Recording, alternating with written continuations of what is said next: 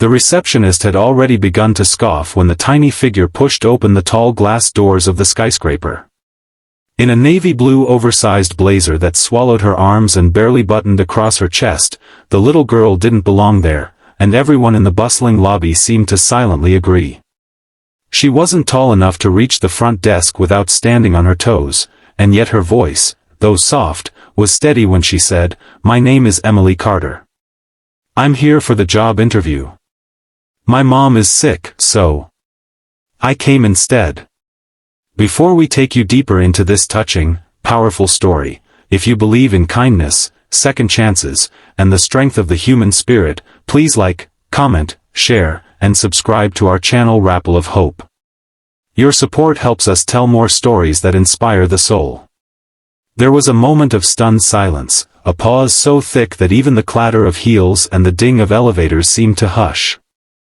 Emily stood still, clutching a folder that had seen better days. Her scuffed shoes, mismatched socks, and the faint smell of menthol ointment clinging to her clothes painted a picture more tragic than adorable. She was 9, maybe 10, but the weariness in her eyes aged her far beyond that.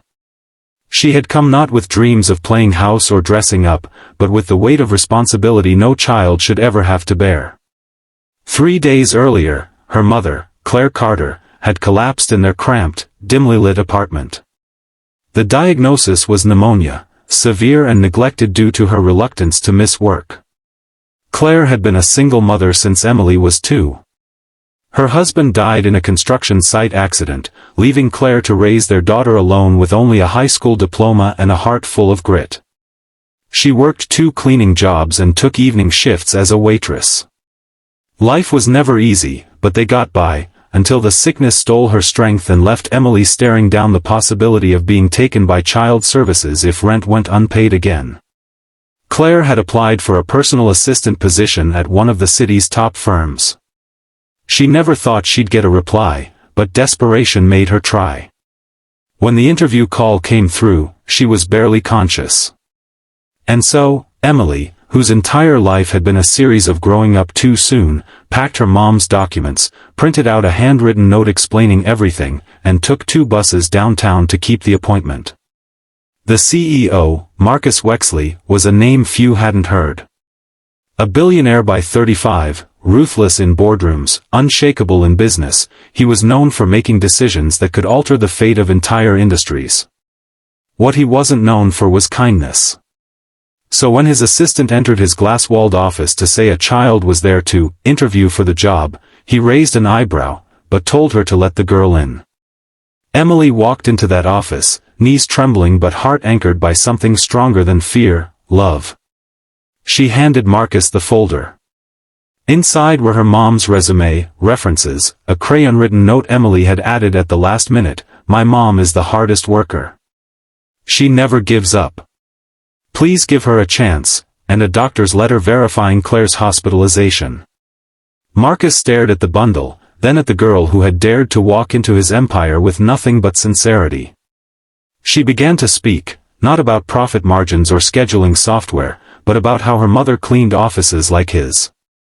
How she'd seen her mother leave for work at 5 a.m., come home at midnight and still smile. How she wanted to help, even if it meant just telling someone how wonderful her mother was. For the first time in years, Marcus Wexley didn't have a response. Something cracked inside him, something he thought had long fossilized. Memories of his own childhood flooded in. He had grown up poor, too, the son of a seamstress and a mechanic. He remembered his mother's blistered hands and her tired smile. He had buried those memories under layers of power suits, mergers, and luxury, but Emily's words tore through them like sunlight. He didn't hire Claire immediately. Instead, he visited the hospital that evening, unannounced. He saw the pale, unconscious woman in a worn-out hospital gown, hooked to machines but still clutching her purse tightly, as if it held her last threads of dignity. Marcus left the room with eyes red and jaw clenched. That night, he called his legal team. The next morning, a nurse handed Claire an envelope. Inside was a letter of employment, signed by Marcus himself, offering her the assistant position, with full health benefits, paid medical leave, and a salary 3 times what she earned across all her jobs. A second envelope contained a month's rent, paid in advance, and a note that simply read, "Your daughter believes in you. So do I." When Claire awoke fully, her tears soaked the pillow. She couldn't believe what Emily had done, or that someone like Marcus Wexley had listened. But the story didn't end there. Emily began visiting the office regularly, not as an employee, but as a friend. She'd sit quietly beside her mom after school, coloring or reading. Marcus would occasionally join them. She had a way of softening rooms, and slowly, even his hardened staff began to smile more.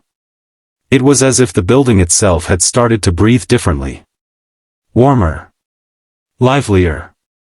Over the months, Marcus grew close to Claire and Emily. He'd lost his wife to cancer years ago and never had children. Something in their little family filled a void he hadn't acknowledged. He saw strength in Claire, but he saw hope in Emily, the kind of hope that refused to be silenced even by poverty, illness, or fear. Eventually, Marcus created a foundation in Claire's name, aimed at supporting single mothers re-entering the workforce. Claire became its first program coordinator. Emily, at 12, stood beside her mother and Marcus at the ribbon-cutting ceremony, beaming like sunlight. If this story touched your heart, even a little, please take a moment to like, share, and subscribe to Rappel of Hope. These real and powerful stories remind us that even in the darkest places, there are people willing to step forward, listen, and change someone's life. And sometimes, those people are just little girls in oversized blazers.